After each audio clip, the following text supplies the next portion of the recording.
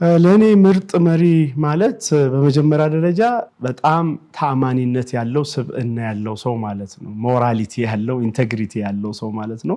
ግን ከዛ በተጨማሪ ብዙ ካራክተሮችን ይፈልጋል ብዬ አስባለሁ። ዛሬንና ነገን አስተሳስሮ የሚያይ የዛሬን ኮንዲሽን ከነገ ከፊውቸር ጋር ማስተሳሰር የሚችል ለውጥ ላይ ማተኮር የሚችል ከዛ በተጨማሪ ስራንና ሰውን ባላንስ አድርጎ መሄድ የሚችል ስራ ጎል ማሳካት ባንድ በኩል ሆኖ ሰዎችን ማብቃትና መሪዎች ማድረግ የሚችል ስብዕና ያለው ነው። በጥቅሉ ሁለት መሰረታዊ ነገሮች እንዳሉት ይነገራል ጥሩ መሪ። አንደኛ ኢንተግሬሽን ሮል ሊኖረው ይገባል። የማቀናጀት የማስተሳሰር ሮል ሊኖረው ይገባል።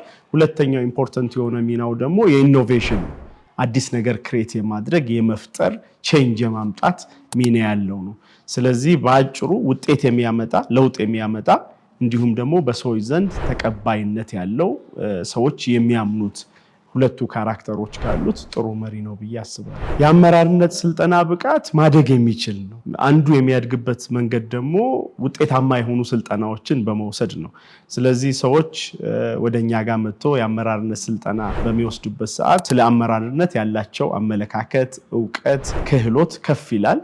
ያም ደግሞ በሚሰሩት ስራ ላይ ትልቅ አስተዋጽኦ እንዲያደርጉ ያደርጋቸዋል። ስለዚህ መጥተው ስልጠናችንን ቢቀላቀሉ ጥሪያችን